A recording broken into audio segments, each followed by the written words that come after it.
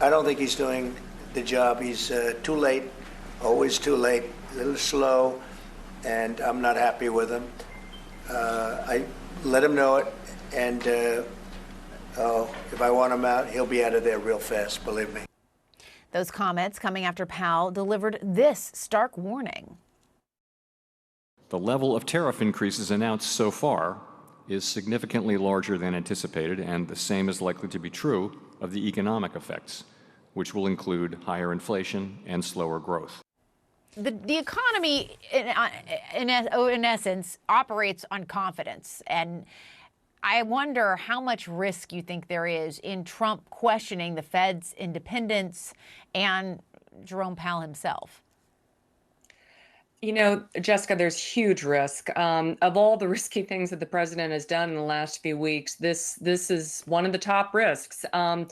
Typically, you know, countries that have presidents that fire central bankers that haven't done anything wrong, that's the kind of place that you see serious political risk, instability, extremely high borrowing rates. It's kind of what you see in emerging markets. It's not something we have seen here before.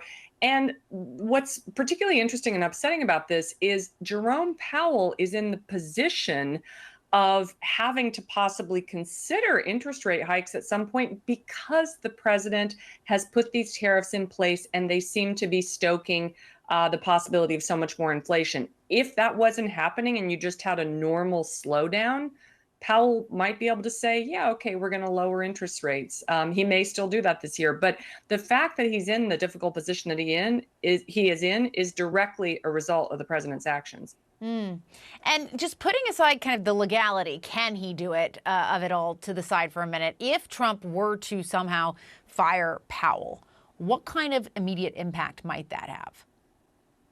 I think you'd see a market crash. I think I'm using the word crash because I think it would be not just a correction, not 2, 3, 5 points. I think you'd see a really serious movement downwards because that would tell the rest of the world we're in a very lawless situation, which a lot of people feel we're in already. But, you know, you'd be overturning almost 100 years of legal precedent.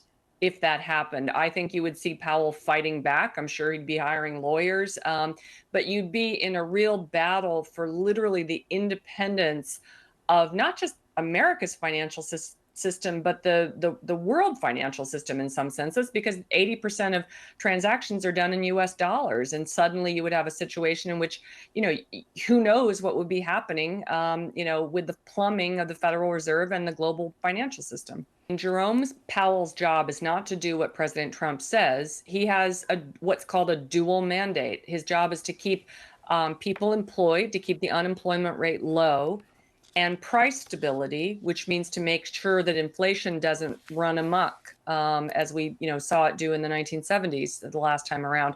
The fact that you have a slowdown that is a result, at least in part, of tariffs, which cause inflation, has literally put Powell in a rock and a hard place. You know, I mean, this is the kind of situation that any Fed chair dreads just from a policy standpoint.